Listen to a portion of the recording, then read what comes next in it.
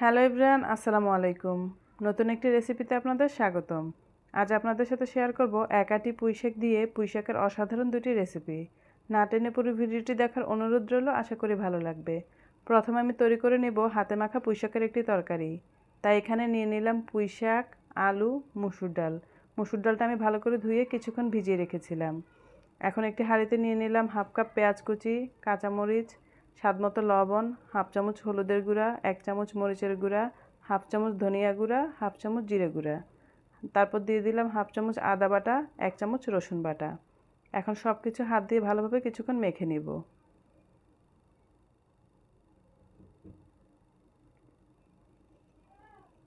সব কিছু ভালোভাবে মাখা হয়ে গেলে এর মধ্যে দিয়ে দিব মসুর ডাল, তারপর দিয়ে দিব আলু, এখন দিয়ে দিলাম পুঁইশাকের ডাঁটা।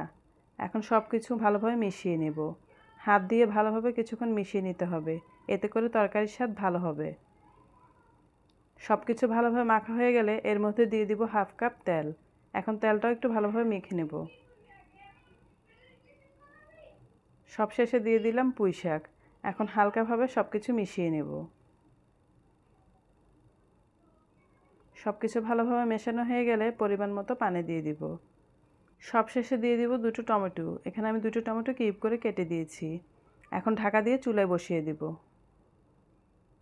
20 মিনিট এভাবে রান্না করে নেব। 20 মিনিট পর ঢাকনা উঠিয়ে ভালোভাবে নেড়েচেড়ে নেব। এর মধ্যে আমার পুঁইশাক আর ডাল ভালোভাবে সিদ্ধ হয়ে গেছে। এখন হালকাভাবে নেড়েচেড়ে ঝোল কমিয়ে চুলা থেকে নামিয়ে নেব। তৈরি হয়ে গেল আমার মজাদার পুঁইশাকের তরকারি। কোনো রকম ঝামেলা ছাড়া অল্প সময়ে এই রেসিপিটি তৈরি করে নেওয়া যায়। যখন মাছ মাংস কিছুই খেতে ভালো লাগে না, তখন এই রেসিপিটি স্টেপ বাই স্টেপ ফলো করে তৈরি করে নিতে পারেন। আশা করি ভালো লাগবে। নেক্সট রেসিপিটি তৈরি করার জন্য এখানে আমি কিছু পুঁইশাকের পাতা নিয়েছি। পাতাগুলো ভালো করে ধুয়ে পানি ঝরিয়ে নিয়েছি। এখন একটি ছুরির সাহায্যে কুচি কুচি করে কেটে নেব। সবগুলো পাতা কাটা হয়ে গেলে একটি বাটিতে উঠিয়ে নেব। আজকে আমি পুঁইশাকের পাতা দিয়ে চাপা শুটকি ভুনা করব।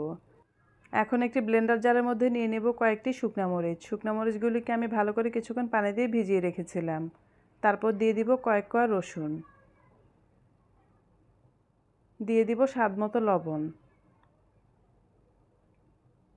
সবশেষে দিয়ে দিব কয়েকটা চাপা শুটকি। শুটকিগুলিকে আমি ভালো করে পানি দিয়ে ধুয়ে নিয়েছি। সব কিছু এখন ভালো করে ব্লেন্ড করে নেব।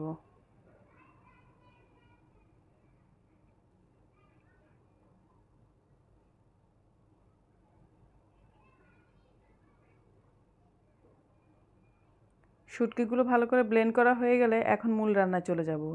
চুলায় একটি প্যান বসিয়ে পরিমাণ মতো তেল গরম করে নিয়েছি। এখন এর মধ্যে দিয়ে দিলাম হাফ কাপ পেঁয়াজ কুচি। পেঁয়াজ কুচিগুলোকে এখন ভালোভাবে ভেজে নেব। চুলার আঁচ মাঝারিতে রেখে অনবরত নেড়েচেড়ে পেঁয়াজগুলো ভেজে নিতে হবে। পেঁয়াজটা ভালোভাবে ভাজা হয়ে গেলে এর মধ্যে দিয়ে দিব ব্লেন্ড করে রাখা শুটকির মিশ্রণটা। সবটুকু মিশ্রণ দিয়ে পেঁয়াজের সাথে ভালোভাবে মিশিয়ে নিব। অনবরত নেড়েচেড়ে মিশিয়ে নিতে হবে। চুলার আঁচ মাঝারিতে রেখে এখন ভালোভাবে ভেজে নিব। যখন শুটকিটা ভালোভাবে ভাজা হয়ে যাবে এর মধ্যে দিয়ে দিব কুচি করে রাখা পুঁইশাক।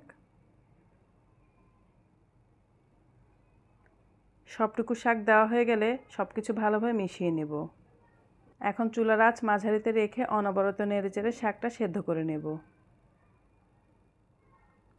শাকটা ভালোভাবে সেদ্ধ হয়ে গেছে। তৈরি হয়ে গেল আমার মজাদার পুঁইশাক দিয়ে চাপা শুটকি ভুনা। আশা করি রেসিপিটি আপনাদের ভালো লেগেছে। এখন চুলা থেকে নামিয়ে সার্ভ করে নেব। আমার আজকের পুঁইশাকের দুটি রেসিপি আপনাদের কেমন লাগলো কমেন্টস করে জানাবেন। যদি ভালো লেগে থাকে লাইক দিয়ে যাবেন। নেক্সট ভিডিও দেখার আমন্ত্রণ জানিয়ে আজকের ভিডিওটি এখানে শেষ করছি। সবাই ভালো থাকবেন। আল্লাহ।